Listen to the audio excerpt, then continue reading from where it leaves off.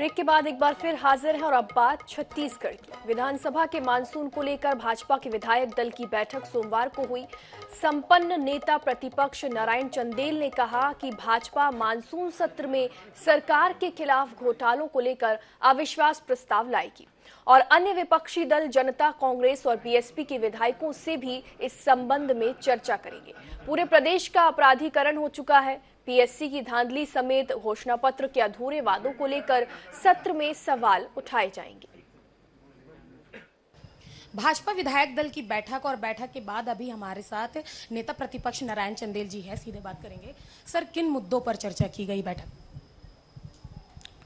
आगामी 18 जुलाई से लेकर 21 जुलाई तक छत्तीसगढ़ विधानसभा का मानसून सत्र जो है वो आहूत किया गया है। मानसून सत्र की तैयारी को लेकर आज भारतीय जनता पार्टी विधायक दल की बैठक यहां पर संपन्न हुई है। सर, 2023 को लेकर अगर बीजेपी की बात की जाए, बस्तर संभाग की अगर बात की जाए, तो सत्ता की चाबी बस्तर से होकर गुजरती है, ऐसा कहा जाता है। बस्तर में बीजेपी को मजबूत करने की क्या तैयारी होगी? देखिए, ऐसा है, चाहे वो बस्तर हो, सरगुजा हो, जसपुर हो, चाहे वो हमारा मैदानी इलाका, मजबूत भारतीय जनता पार्टी पहले से मजबूत है। आज देश की नहीं, दुनिया की सबसे बड़ी पार्टी है। हमारा जो नेटवर्क है वो मतदान केंद्रों तक है। 23,681 मतदान केंद्रों में हमारा नेटवर्क है। हमारी बूथ कमेटी है, हमारे सक्रिय कार्यकर्ता हैं। भाजपा पहले से मजबूत है। हमारे लगातार कार्यक्रम चल रहे हैं। घर घर चलो अभियान चल रहा है। हमारे कार्यकर्ता घर घर जा रहे हैं, द्वार द्वार जा रहे हैं। मोदी सरकार के 9 साल की उपलब्धियों को घर घर में ले जा रहे हैं। भूपेश सरकार की, इस कांग्रेस सरकार की नाकामी को द्वार द्वार में ले जा रहे हैं। और मैं आपको पूरी भरोसे के साथ इस बात को कहता हूं कि 2023 के नवंबर में जो विधानसभा का चुनाव होगा, स्पष्ट बहुमत के साथ भारतीय जनता पार्टी की सरकार छत्तीसगढ़ में बनेगी। तो 2023 के चुनाव को लेकर बीजेपी जो है वह एक्शन मोड में नजर आ रही है। लगातार बैठकों का दौर है वह जारी है। आज नारायण चंदेल जी के यहाँ पे बैठक रखी गई थी जिसमें बीजेपी के तमाम जो विधायक हैं वो शामिल हुए और 2023 के चुनाव के साथ साथ मानसून सत्र में सत्ता पक्ष को घेरने की तैयारी में बीजेपी नजर आ रही है। कैमरामैन रिजवान कुरैशी के साथ मोनिका दुबे, आई-न्यूज़ 24/7 रायपुर। और इधर छत्तीसगढ़ में चुनावी सरगर्मी दिन प्रतिदिन बढ़ती जा रही है। राष्ट्रीय नेताओं के प्रदेश में दौरे अब तेज होने लगे हैं। भाजपा के नेता लगातार प्रदेश में पहुंच रहे हैं, लेकिन कांग्रेस के सबसे बड़े चेहरे राहुल गांधी की छत्तीसगढ़ से दूरी बनी हुई है, जिसे लेकर भाजपा नेता कांग्रेस की खिंचाई भी कर रहे हैं। इन सब पर देखिए ये खास रिपोर्ट।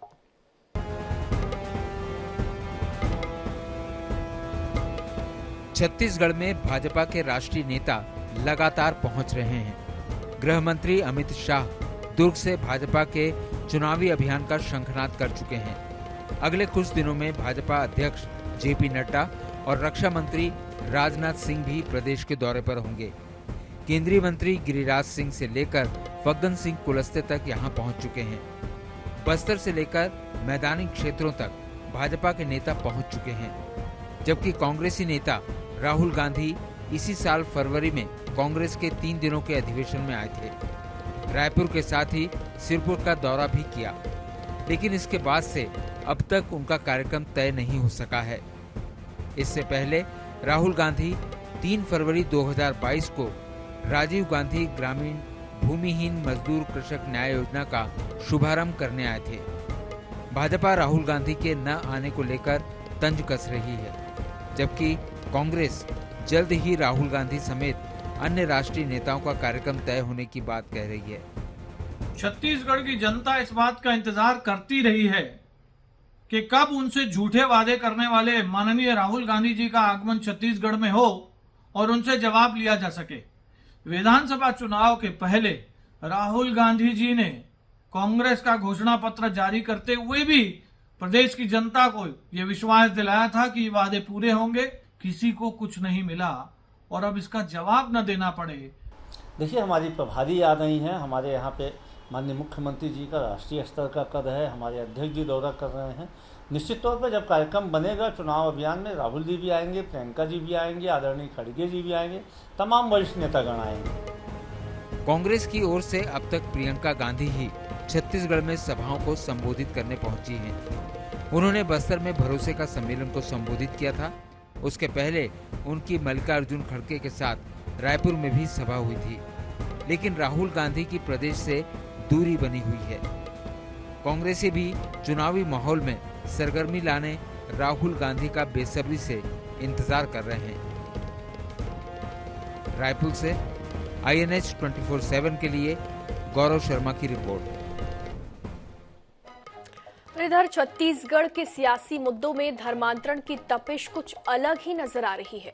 यहाँ की पृष्ठभूमि को देखते हुए हिंदुत्व के कट्टर पैरोकार माने जाने वाले केंद्रीय मंत्री गिरिराज सिंह अब मैदान में हैं। प्रदेश में चुनाव से पहले केंद्रीय नेताओं के दौरे जारी हैं, जो सत्ता के संग्राम में तमाम मुद्दों पर भूपेश सरकार को घेर रहे हैं। और इनमें एक मुद्दा धर्मांतरण का भी है, जिसे लेकर पक्ष और विपक्ष में जोर आजमाइश चल रही है। देखिए ये खास रिपोर्ट।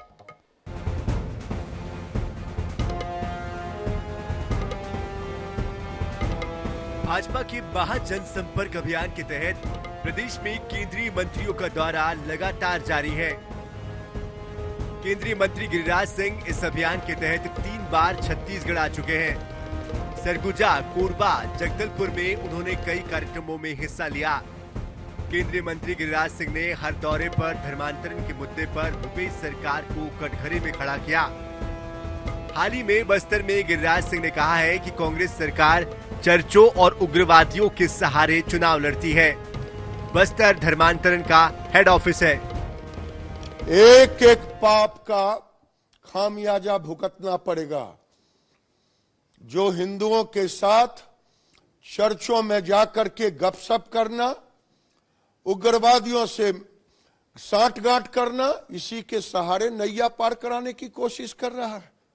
ये तो डपुरसंखी कांग्रेस की सरकार है। छत्तीसगढ़ में धर्मांतरण को लेकर चुनौती देने की भी राजनीति हो रही है। पहले आबकारी मंत्री ने कहा कि सरकार के समय बस्तर में एक भी धर्मांतरण सिद्ध कर दे तो मैं अपना इस्तीफा दे दूंगा। अगर एक आदमी भी हुआ तो मैं इस्तीफा दूंगा। राजनीति कोई चैलेंज करने को तैयार नहीं। इस पर सुकमा की घटना का जिक्र करते हुए केदार कश्यप उनके इस्तीफे की मांग कर रहे हैं। दूसरी तरफ सीएम भूपेश बघेल हिंदुत्व और धर्मांतरण को लेकर भाजपा पर प्रहार कर रहे हैं। जिसकी पूरी पार्टी का अवैध धर्मांतरण हो चुका है वो ऐसा कहते हैं, और छत्तीसगढ़ के विभिन्न स्थलों पे, बस्तर तो आज जल रहा है, वहां पे कमिश्नर को लिखना पड़ रहा है, वहां एसपी को लिखना पड़ रहा है। कल की घटना जो सुकमा उनके विधानसभा क्षेत्र की घटना, वहां पर एक गांव वालों ने मिलकर के वहां पर मिशनरीज के लोगों को भगाया है, उनके प्रचार सामग्री को जलाया है। लेकिन कांग्रेस के बैठे हुए लोग केवल बयानबाजी करते हैं। भाई 10 साल से उनकी सरकार है। हिंदुओं के आगे बढ़ाने के लिए इन्होंने क्या किया? केवल ये बताया कि केवल लव जिहाद हो रहा है, धर्मांतरण हो रहा है, डर दिखा दिखा के ये वोट कबाड़ने काम कर रहे हैं। हिंदुओं को कुछ मिला नहीं और सत्ता इनको मिल गई, तो सत्ता प्राप्त करने के लिए हिंदुओं को डराने की बात कर रहे हैं। चुनाव के पहले से ही भाजपा लगातार बस्तर, सरगुजा समेत कई इलाकों में धर्मांतरण का मुद्दा उठाती रही है। वहीं अब बीजेपी के फायर ब्रांड नेता गिरिराज सिंह धर्मांतरण पर जोरदार हमला बोल रहे हैं। चुनावी समर में भाजपा की कोशिश इसे बड़ा मुद्दा बनाने की है, जिसके जरिए आदिवासी इलाकों में भाजपा कांग्रेस को पछाड़ने की कोशिश करेगी। जाहिर है कि कांग्रेस के पास भी काउंटर अटैक की रणनीति होगी। रायपुर से INH 24/7 के लिए स्वप्निल गोरखेड़े की रिपोर्ट। और आगे बढ़ते हैं और छत्तीसगढ़ में इंदिरा प्रियदर्शनी बैंक घोटाले को लेकर फिर से सियासत गर्म है। बैंक घोटाले की फाइलें फिर खुल चुकी हैं। नार्को टेस्ट की सीडी पहले अदालत फिर थाने तक पहुंचने के बाद जुबानी जंग भी तेज हो गई है। बैंक मैनेजर उमेश सिन्हा के नार्को टेस्ट की रिपोर्ट कोर्ट में पेश करने को लेकर कांग्रेस हमेशा ही हमलावर रही। नार्को टेस्ट की सीडी अदालत के साथ ही पुलिस के पास पहुंचा दी गई है और यही वजह है कि इंदिरा बैंक मामले की जांच ने एक बार फिर तेजी पकड़ी है और इसी के साथ इसे लेकर सियासत भी उफान पर है। मामले में भाजपा के नेता अब कांग्रेस को सीधी कार्रवाई की चुनौती देते नजर आ रहे हैं और वहीं सीएम भूपेश बघेल विधि सम्मत कार्रवाई की बात कर रहे हैं।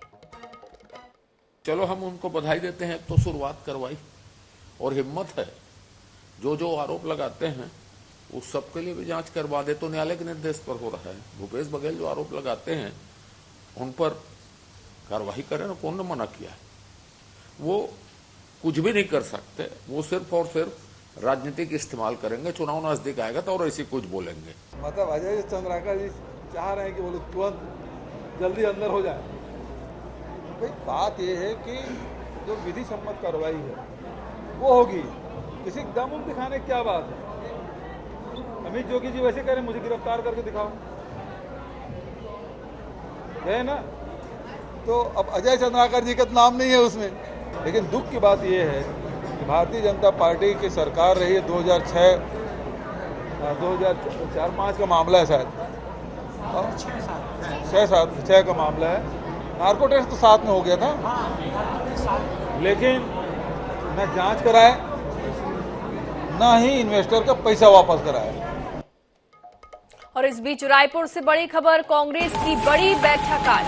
प्रदेश कांग्रेस प्रभारी कुमारी शैलजा बैठक में शामिल होंगी, बैठक लेंगी। पीसीसी चीफ मोहन मरकाम भी शामिल होंगे। सुबह 10 बजे राजीव भवन में बैठक होगी। विधानसभा चुनाव की तैयारियों पर बैठक ली जाएगी।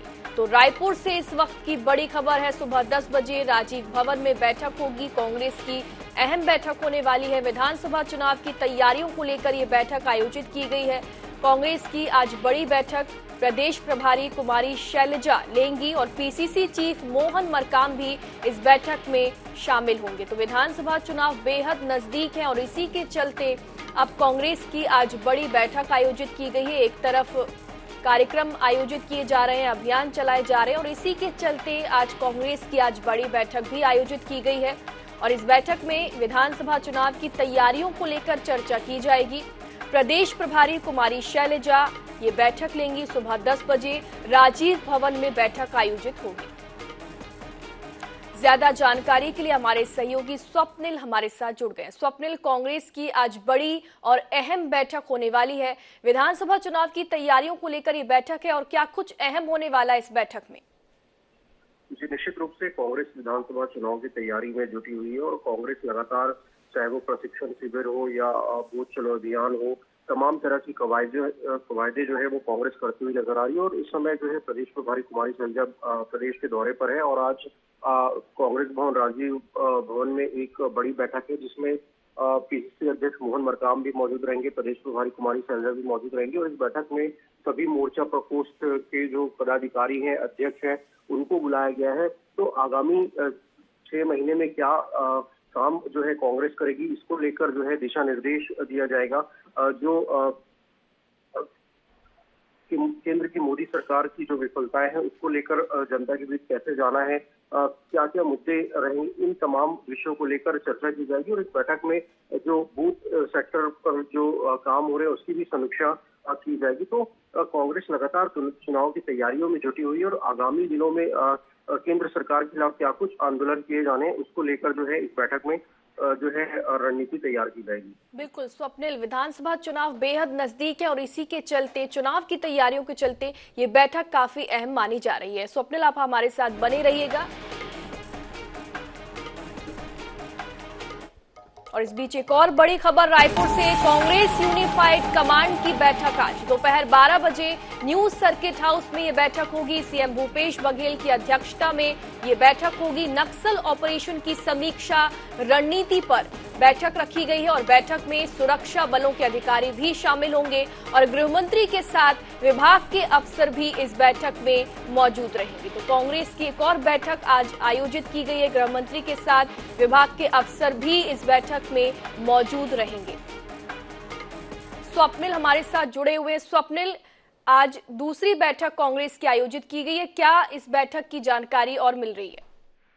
जी देखिए, ये बैठक कांग्रेस की नहीं, ये यूनिफाइड कमांड की बैठक है और जो प्रदेश में नक्सल जो ऑपरेशन चल रहे हैं उसकी जो है इस बैठक में समीक्षा की जाएगी और ये बैठक सीएम भूपेश बघेल की अध्यक्षता में होगी। इसके साथ ही जो सुरक्षा बलों के तमाम जो अधिकारी हैं और गृह मंत्री के साथ जो गृह विभाग के अधिकारी हैं वो इस बैठक में मौजूद रहेंगे। और ये बैठक हर साल होती है और नक्सल मोर्चे पर क्या कुछ काम जो है किया जाना है और क्या कुछ आने वाले दिनों में रणनीति रहेगी सुरक्षा बलों की, वो उन तमाम विषयों पर चर्चा की जाती है। और ये बैठक जो है न्यू सर्किट हाउस में 12 बजे शुरू होगी और इसमें जो है सुरक्षा बलों के विशेष तौर पर जो बड़े अधिकारी हैं वो इस बैठक में मौजूद रहेंगे और नक्सलियों से किस तरह लोहा लेना है उसको लेकर जो है मंथन किया जाएगा। क्या कुछ संसाधनों की जरूरत जो है सुरक्षा बलों को जो होनी है, उन तमाम विषयों पर इस बैठक में चर्चा की जाएगी। जी बिल्कुल स्वप्निल, बहुत बहुत शुक्रिया तमाम जानकारी के लिए। इस बीच ओमकारेश्वर से बड़ी खबर, ओमकारेश्वर मंदिर में भेंट की जाएगी 40 किलो चांदी, गर्भगृह में लगेगा 30 किलो चांदी का द्वार, मां पार्वती को अर्पित किया जाएगा 10 किलो चांदी का हार भी अर्पित किया जाएगा। तो ओमकारेश्वर से ये खबर आपको बता दें, ओमकारेश्वर मंदिर में 40 किलो चांदी भेंट की जाएगी, गर्भगृह में 30 किलो चांदी का द्वार लगेगा और मां पार्वती को 10 किलो की चांदी का हार अर्पित किया जाएगा। तो ओमकारेश्वर से ये खबर, ओमकारेश्वर मंदिर में 40 किलो चांदी भेंट की जाएगी, 30 किलो चांदी का द्वार बनेगा गर्भगृह में और मां पार्वती को 10 किलो की चांदी का हार अर्पित किया जाएगा।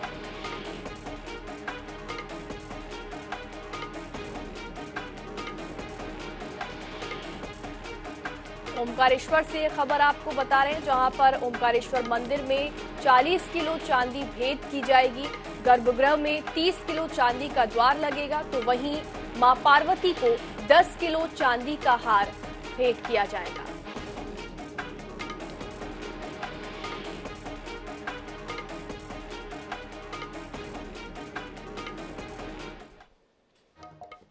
और इस बीच भोपाल से बड़ी खबर, बंद होंगे सुरजीत हुंडई के दोनों सर्विस सेंटर। दोनों सर्विस सेंटर्स को बंद करने का निर्देश जारी किया गया है। मध्य प्रदेश प्रदूषण नियंत्रण बोर्ड ने क्लोजर नोटिस जारी किया है। बिजली कनेक्शन काटने बिजली विभाग को पत्र भी लिखा गया है। पर्यावरण अनुमति के बिना संचालित किया जा रहा था सर्विस सेंटर और इसी के चलते सर्विस सेंटर को नोटिस जारी किया गया है। जेके रोड और चूना भट्टी पर दोनों शोरूम स्थित है और अब दोनों सर्विस सेंटर्स को बंद करने का निर्देश जारी किया गया है। मध्य प्रदेश प्रदूषण नियंत्रण बोर्ड ने ये नोटिस जारी किया है। बिजली कनेक्शन काटने बिजली विभाग को पत्र भी जारी कर दिया गया। पत्र लिखा गया है बिजली विभाग को। सुरजीत हुंडई के दोनों सर्विस सेंटर बंद होंगे। भोपाल से ये खबर है, दोनों सर्विस सेंटर्स को बंद करने का निर्देश जारी किया गया है।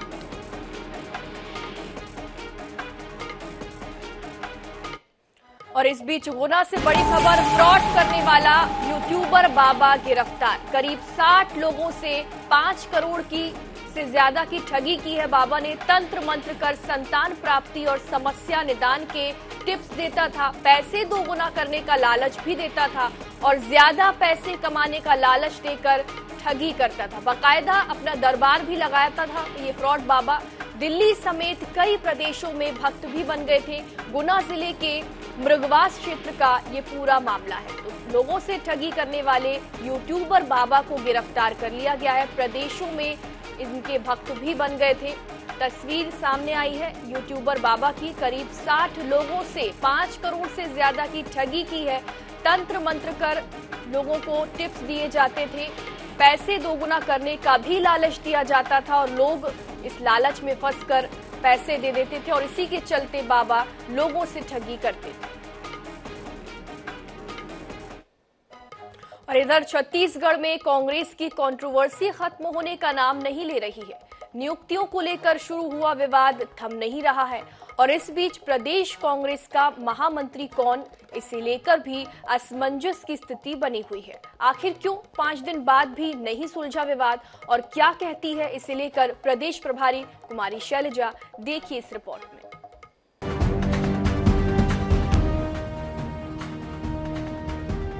कांग्रेस में प्रदेश प्रभारी और प्रदेश अध्यक्ष के बीच टकराव की अभूतपूर्व स्थिति बनी है। पीसीसी में हुई नियुक्तियों को निरस्त करने के लिए 21 जून को प्रदेश प्रभारी कुमारी शैलजा ने पत्र लिखा। इसके बावजूद पीसीसी चीफ मोहन मरकाम ने अरुण सिसोदिया की बतौर प्रभारी महामंत्री नियुक्ति को रद्द कर रवि घोष को कमान नहीं सौंपी, जबकि कुमारी शैलजा ने तत्काल इस आदेश पर अमल के लिए कहा था। इसे लेकर पीसीसी चीफ के 3 अलग अलग बयान भी आए। कभी उन्होंने शैलजा के पत्र की समीक्षा करने तो कभी जारी सूची के अनुसार ही पदाधिकारियों के काम करने की बात कही। फिर प्रदेश प्रभारी के आदेश को सर्वोपरि बताते हुए लागू करने का बयान भी दिया, लेकिन 5 दिनों के बाद भी इसे लेकर कोई आदेश जारी नहीं किया गया। हालांकि अब प्रदेश प्रभारी पीसीसी में एक साथ नियुक्तियों की बात जरूर कह रहे हैं, लेकिन भाजपा को इसे लेकर तंज कसने का अवसर जरूर मिल गया। पार्टी का आगे और ज़्यादा एक्सपेंशन भी होगा और पदाधिकारी भी बनेंगे, तो इसलिए हमने फैसला किया कि हम वो सारा कुछ एक साथ करेंगे। तो अभी इसको छोड़कर जो पहले है उस तरह से रहकर जो नई नियुक्तियां हैं वो हम एक साथ करेंगे। अभी तो शुरुआत है, आने वाले समय में सत्ता का संघर्ष और संगठन के साथ टकराव कांग्रेस को ले डूबेगा। कितने भी गुप्त बैठक ले लें, मगर जो विभाजन की रेखा खींच गई है वो आगे बढ़ेगी। जिस पार्टी में अनुशासन नहीं होता वहाँ पर झगड़े होते हैं, और इनके झगड़ों का स्तर इतना ज़्यादा है कि जब भी कोई बड़े कार्यक्रम होते हैं तो जूतम पैजार तब चप्पल जूता तक उठते हैं, मारपीट तक की स्थिति आ जाती है। ये इनके लिए बहुत स्वाभाविक है। कांग्रेस की सियासत में प्रदेश प्रभारी को एआईसीसी का प्रतिनिधि माना जाता है। अब तक प्रभारी और अध्यक्ष के बीच कभी टकराव के हालात नहीं बने। दूसरी ओर संगठन के सबसे महत्वपूर्ण पद प्रभारी महामंत्री को लेकर असमंजस की स्थिति भी बनी हुई है, जो चुनावी साल के लिहाज से अच्छी नहीं मानी जा रही। रायपुर से INS 24/7 के लिए गौरव शर्मा की रिपोर्ट। और इधर राजधानी रायपुर में 2 दिनों की बारिश ने नगर निगम की तैयारियों की पोल खोल दी है। आनंद नगर इलाके में लोगों के घरों में पानी घुसने लगा है। वहीं दूसरी ओर रायपुर नगर निगम और स्मार्ट सिटी की ओर से जो नाले का निर्माण कराया जा रहा है वो लोगों के सिर दर्द का कारण बना हुआ है। आसपास के रहवासी और दुकानदार इतने मजबूर हैं कि वो अपने घरों में कैद होकर रह गए हैं। लोगों से बातचीत की हमारी सहयोगी मोनिका दुबे ने। रायपुर नगर निगम और स्मार्ट सिटी के कार्यों को लेकर जिस प्रकार के सवाल उठ रहे हैं, कहीं ना कहीं वह सार्थक तब साबित होते हैं जब राजधानी रायपुर में इस तरीके का दृश्य देखने को मिलता है। रायपुर के आनंद नगर में हम स्थित हैं और यहाँ पर नाला निर्माण कराया जा रहा है। लगभग 4 करोड़ 80 लाख रुपए का यह प्रोजेक्ट है, जिसमें लगभग 200 मीटर खोदा गया है सड़क को। यह तेलीबांधा के टर्निंग पॉइंट से लेकर आनंद नगर को जोड़ता है और यह जो गड्ढा है लगातार यहाँ की लोगों की समस्या का कारण बना हुआ है, जी का जंजाल बना हुआ है। पहले मैं आपको दिखा दूं कि जिस तरीके से रॉड निकले हैं, अगर इस पर कोई बच्चा गिर जाता है या कोई बुजुर्ग अगर इस पर गिर जाते हैं तो कितना बड़ा यह हादसा का रूप ले सकता है। और बरसात शुरू हो गए हैं, ऐसे में काम भी जो है उसकी गति धीमी हो गई है। रायपुर नगर निगम और स्मार्ट सिटी द्वारा इस कार्य को पूरा किया जाना है, लेकिन बारिश शुरू हो गई है। ऐसे में काम की गति भी कम हो गई है और लगातार जो लोग हैं अपने घर से निकल नहीं पा रहे हैं। समस्या का कारण यह नाला बना हुआ है। कैमरामैन भूपेश जांगड़े के साथ मोनिका दुबे, INS 24/7 रायपुर। और इसी के साथ इस बुलेटिन में फिलहाल इतना ही। आप देखते रहिए INS 24/7। नमस्कार।